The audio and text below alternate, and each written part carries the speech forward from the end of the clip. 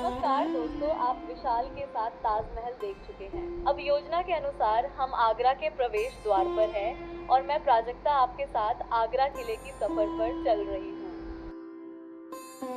आगरा किले का असली नाम बादलगढ़ है। बादलगढ़ का पहले का इतिहास स्पष्ट नहीं है, लेकिन विशेषज्ञों के अनुसार इसका निर्माण 15वीं शताब्दी में सीकर के राजपूतों द्वारा किया गया था। पानीपत की पहली लड़ाई के बाद यानी 1526 में मुगलों ने बादलगढ़ पर कब्जा किया और 1530 में इसी किले में बादशाह हुमायूं का राज तिलक हुआ। हुमायूं के शासनकाल में किले में कुछ बदलाव किए गए, लेकिन वास्तविक बदलाव बादशाह अकबर के शासनकाल में हुआ। बादशाह अकबर ने 1565 में किले की बनावट और आंतरिक सज्जा में बड़े बदलाव किए और 1573 में काम पूरा किया। इसके बाद लोगों ने इस किले को लाल किला या किला अकबर नाम दिया। इसके बाद बादशाह जहांगीर और बादशाह शाहजहां ने किले में अतिरिक्त कार्य और बदलाव करवाया।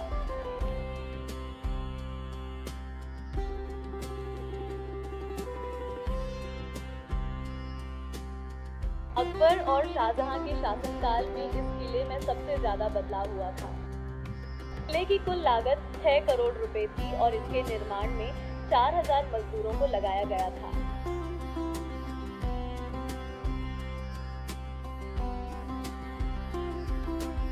आगरा किले में 4 मुख्य द्वार हैं। पहला दिल्ली प्रवेश द्वार है, दूसरा अमर सिंह प्रवेश द्वार है जिसे अकबरी दरवाजा या लाहौरी गेट ऐसा भी कहा जाता है, तीसरा खिजरी प्रवेश द्वार है और चौथा खजनी प्रवेश द्वार है। अमर सिंह दरवाजा का नाम 17वीं शताब्दी के प्रसिद्ध राजपूत योद्धा और मराठवाड़ा के महाराज श्री गज सिंह के सबसे बड़े पुत्र श्री अमर सिंह राठौड़ के नाम पर रखा गया है। किले की सुरक्षा दीवार 3 स्तंभों से घिरी हुई है। पहला स्तंभ पानी से भरी नहर है जिसमें उस समय मगरमच्छ छोड़े जाते थे। आप देख सकते हैं कि ये इस किले की ऐतिहासिक नहर है। फिर आपको किले की रक्षा की दूसरी परत दिखाई देती है, जो लाल बलुआ पत्थर से बनी एक मजबूत अर्ध गोलाकार और उसको दोहरी दीवार की प्राचीर है, जहां उस समय सशस्त्र सैनिक तैनात रहते थे। तीसरी प्राचीर पर मुगलों ने बड़ी बड़ी तोपें तैनात की थी। उनके साम्राज्य में बारूद की उत्पत्ति हुई।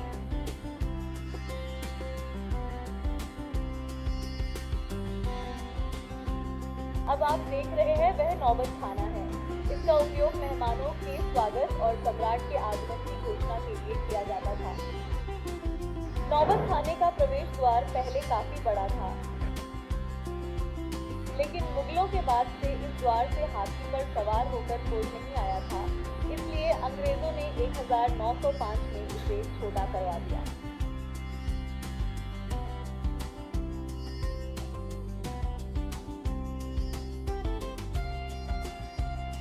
नीचे जमीन पर दिख रही छोटी छोटी फर्श से रास्ता बनाने का कारण ये था कि हाथी और घोड़े चलते चलते सरक ना जाएं।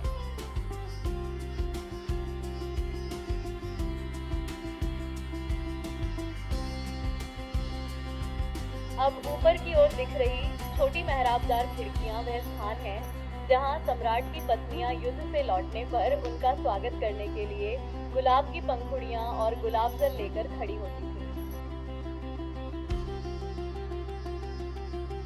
दीवारों के बाहरी हिस्से में दिख रही खाली जगहों को चीनी मिट्टी की फर्श से ढका गया था, जो 1761 में भरतपुर के राजा सूरजमल जाट, जिन्हें सुजान सिंह के नाम से भी जाना जाता था, उन्होंने किले पर हमला किया और वे नष्ट हो गए।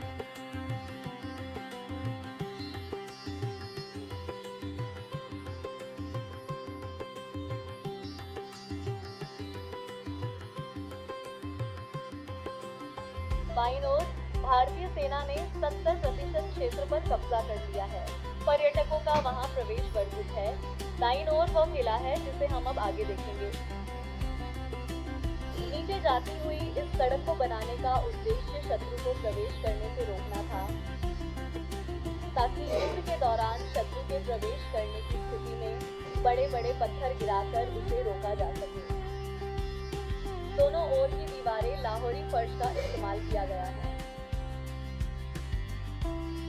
इन दीवारों में ऊपर जो छेद आपको दिखाई दे रहा है, उसका इस्तेमाल दुश्मन पर उबलता हुआ तेल और पानी डालने के लिए किया जाता था, ताकि दुश्मन के प्रवेश में बाधा उत्पन्न हो सके।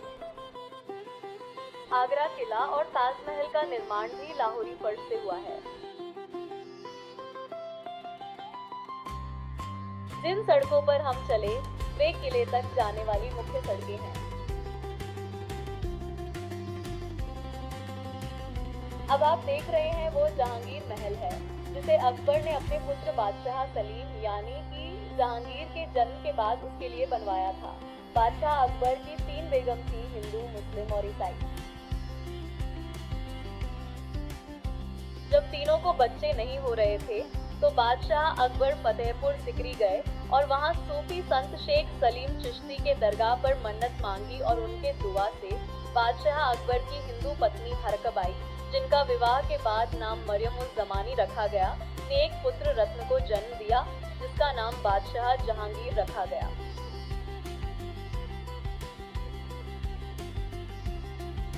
बादशाह अकबर को फतेहपुर सीकरी का माहौल बहुत पसंद आया, इसलिए वो वहीं रुके और जहांगीर इसी महल में रहते थे। बादशाह जहांगीर की 2 सगी पत्नियां थीं, वे उनके साथ इसी महल में रहती थीं। विशेषज्ञों के अनुसार उनकी 500 से अधिक अविवाहित बेगम थीं, हालांकि सटीक आंकड़ा दर्ज नहीं है। इन बेगमों के लिए जहांगीर ने अकबरी महल बनवाया था, जिसे 1761 में भरतपुर के राजा सूरजमल ने नष्ट कर दिया था। आपके सामने जो दिख रहा है, वह जहांगीर का 3000 किलो का स्नान चबूतरा है। ये चबूतरा पहले महल के अंदर था, जिसे अंग्रेजों ने 1905 में बाहर निकाला था।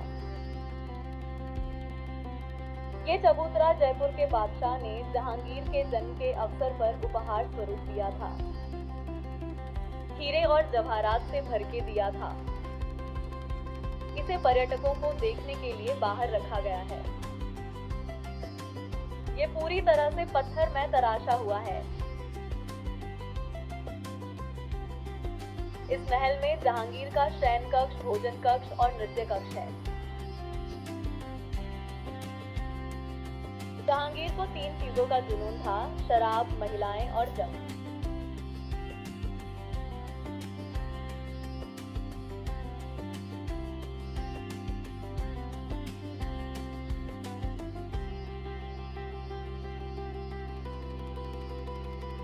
इस द्वार के दोनों ओर जो चौक है, उस पर बादशाह आने का संकेत देने के लिए ढोल बजाते हुए बैठते थे। अब हम जहांगीर महल के अंदर हैं। बाईं ओर आप देख रहे हैं वो भोजन कक्ष है। दाईं ओर जहांगीर का शयन कक्ष है। उस समय कमरों में दरवाजे नहीं होते थे। सूती, रेशमी या ऊनी कपड़े के पर्दे इस्तेमाल किए जाते थे। आप देख रहे हैं वो हिंदू रानी का मंदिर है।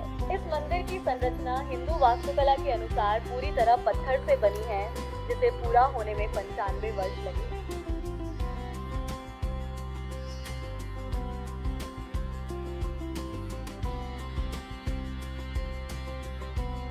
त्योहारों के दौरान बादशाह को नृत्य देखना बहुत पसंद था।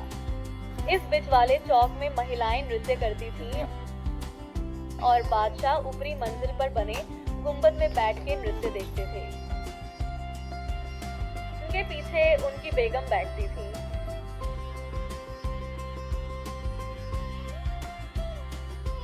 पहली मंजिल पर जो छोटी छोटी खिड़कियां आपको दिखाई देती हैं, वे शाही परिवार की बेगमों, दासियां और अन्य महिला सदस्यों के बैठने की जगह थी। हर कमरे में सूती, रेशमी और ऊनी पर्दे लगे होते थे। फर्श पर हाथ से बुने हुए कालीन बिछे होते थे। इस पूरे महल के खंभे और आंतरिक नक्काशी हथौड़ों और छेनी से बनाई गई है।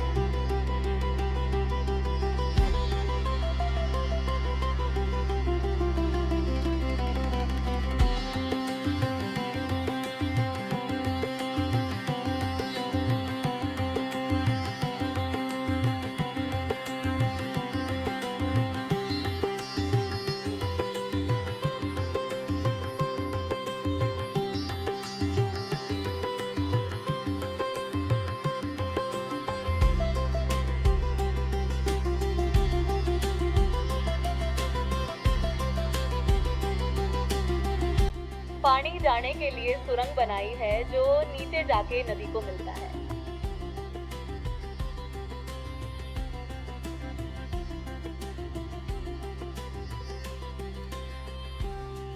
आप देख रहे वो पुस्तकालय है जिसे सुरजमल जाट ने नष्ट किया, जिसके दाग आज भी दीवारों पे दिखते हैं।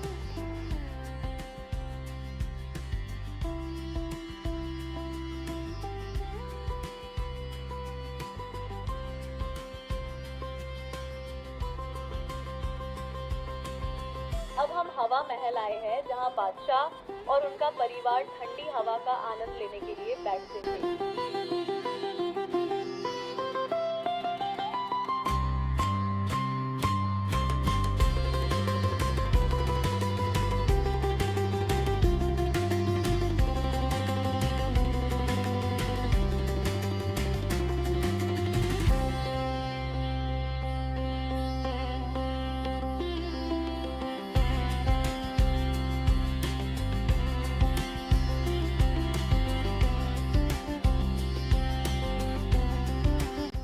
यहाँ से ताजमहल का बहुत ही शानदार नज़ारा दिखता है।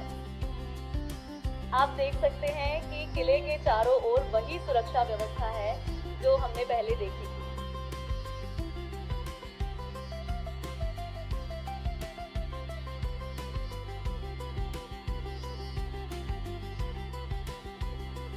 अब हम शाहजहानी महल देखते हैं, जिसे शाहजहां ने बनवाया था।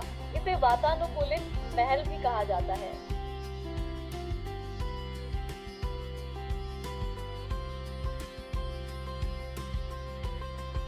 महल की दीवारें बीच में खोखली है। छत पर एक पानी की टंकी है, जिसे गर्मियों में ठंडे पानी और सर्दियों में गर्म पानी से भरा जाता था। ये पानी दीवारों में जमा हो जाता था, जिसके कारण महल के अंदर का मौसम बाहर के मौसम के अनुसार बदलता रहता था।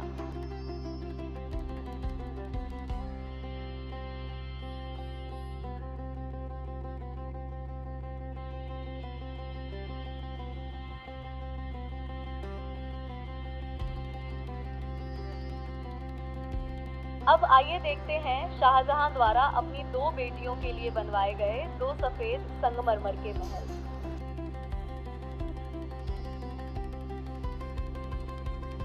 सामने वाला महल शाहजहां की पहली बेटी रोशनहर बेगम के लिए है और दूसरी तरफ वाला महल शाहजहां की दूसरी बेटी जहानारा बेगम के लिए है।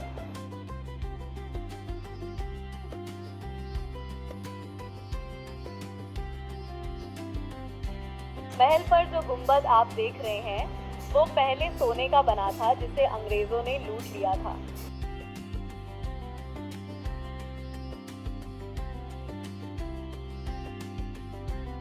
अंदर जो छोटे-छोटे कमरे आप देख रहे हैं, वे दिए रखने के लिए बनाए गए हैं।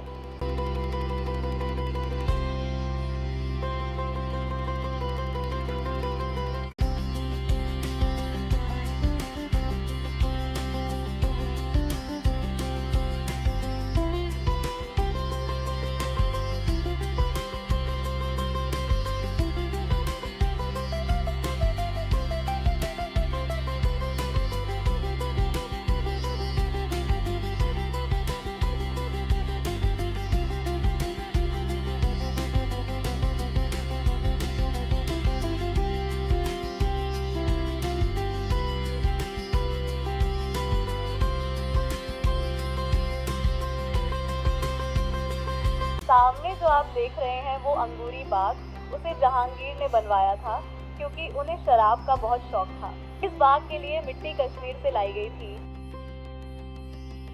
1632 में उस वक्त के तत्कालीन मुगल गवर्नर अली मर्दान खान ने सम्राट शाहजहां के आदेश पर वहां एक बगीचा बनवाया, जिसे चश्माशाही बगीचा या रॉयल स्प्रिंग ऐसा भी कहा जाता है। ऊपरी हिस्से में बादशाह के हरम की महिलाओं के लिए 20 से 25 कमरे थे। उस हिस्से को मुगलों का ऐशगाह कहते थे।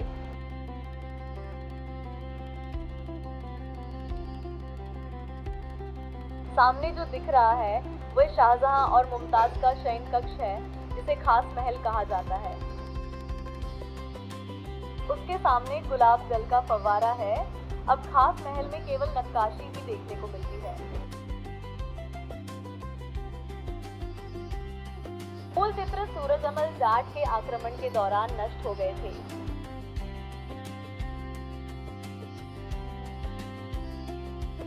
महल में जड़े सोने, हीरे और माणिक अंग्रेज लूट कर ले गए।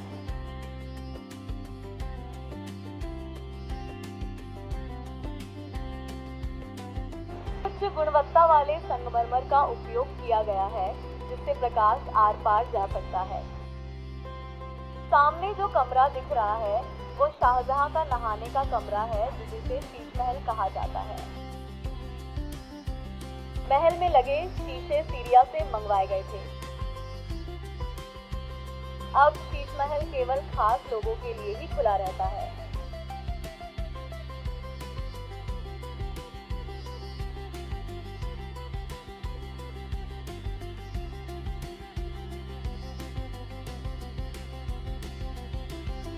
अब आइए किले के बेहद खूबसूरत और महत्वपूर्ण हिस्से को देखते हैं।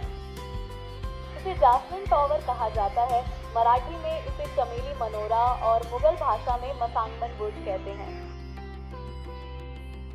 इसी मीनार में औरंगजेब ने शाहजहां को नजरबंद रखा था। शाहजहां को 8 वर्षों तक इसी मीनार में रखा गया था और यहीं पे उनका देहांत हो गया। उनकी दोनों बेटियां जहानारा बेगम और रोशनारा बेगम ने उनकी मृत्यु तक उनकी देखभाल की। उन्हें नजरबंद रखने का कारण ये था कि उन्होंने ताजमहल के निर्माण और उसे बनाने वाले मजदूरों पर जनता का धन बर्बाद कर दिया था, जो इस्लामी धर्म के विरुद्ध था। बीच में आपको गुलाब जल का फवारा दिखाई दे रहा है।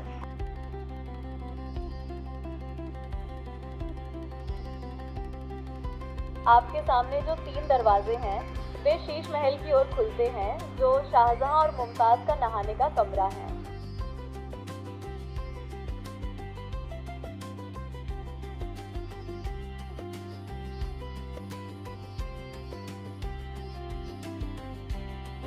अब आइए मीना मस्जिद देखते हैं, जहां बादशाह शाहजहां अपने अंतिम 8 वर्षों में नमाज पढ़ने आते थे। अब हम किले का जो हिस्सा देख रहे हैं उसे मीना बाजार ऐसा कहते हैं। ये किले के दिल्ली प्रवेश द्वार और मोती मस्जिद के बीच के रास्ते में ये बाजार है। राज परिवार की महिलाएं, राजपूत महिलाएं और अन्य प्रतिष्ठित लोग यहाँ पर खरीदारी करने आते थे। दाहिनी ओर आप देख रहे हैं उसे दीवाने खास कहा जाता है। यहाँ पर बादशाह अपने मंत्रियों, सरदारों और अधिकारियों के साथ चर्चा के लिए इकट्ठा होते थे। सफेद संगमरमर का एक चौकोर हिस्सा, जिसे वजीर का सिंहासन कहा जाता है। न्याय की श्रृंखला मुगल बादशाह जहांगीर द्वारा शुरू की गई थी। इसके सामने काले संगमरमर का जो चौकोर हिस्सा है उसे जहांगीर का सिंहासन कहते हैं। इसे 1602 में बादशाह जहांगीर ने बनाया था। 1803 में अंग्रेजों के आक्रमण के दौरान ये नष्ट हो गया था, जिसका निशान महल की छत के कोने में बना छेद है, जो आज भी आप देख सकते हैं। जहांगीर का सिंहासन उस पत्थर से बना है जिसका इस्तेमाल सोने की शुद्धता जांचने के लिए किया जाता था।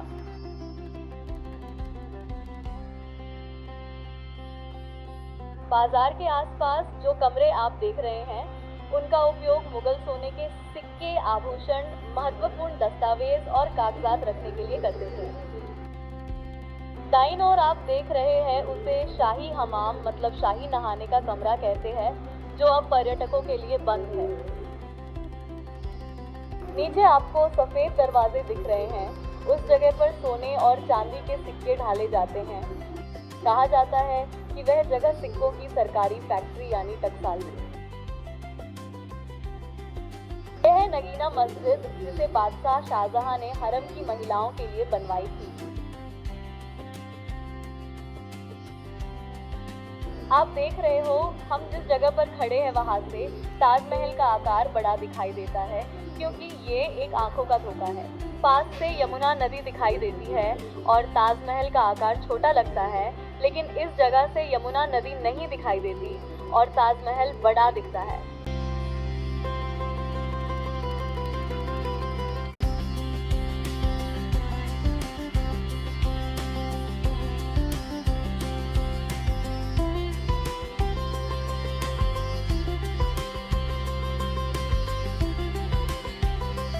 ये भी किले का सबसे महत्वपूर्ण हिस्सा है, इसे दीवाने आम कहते हैं।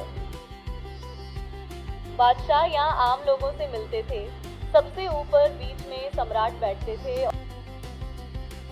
दोनों ओर दिखाई देने वाली जालीदार खिड़कियों में बादशाह की रानियां बैठती थीं।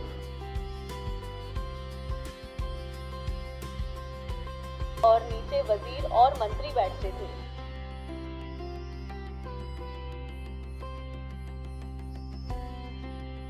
सामने की तरफ जो दीवार है वह सीमा है, उस तरफ सेना हुआ करती थी। क्षेत्र में पर्यटकों को जाना मना है। मुगलों के समय में उनकी सेना थी। फिर ब्रिटिश सेना आई और अब यह क्षेत्र भारतीय सेना के नियंत्रण में है। पीछे जो मस्जिद दिख रही है उसे मोती मस्जिद कहते हैं। इसका निर्माण शाहजहां ने आम लोगों के लिए करवाया था।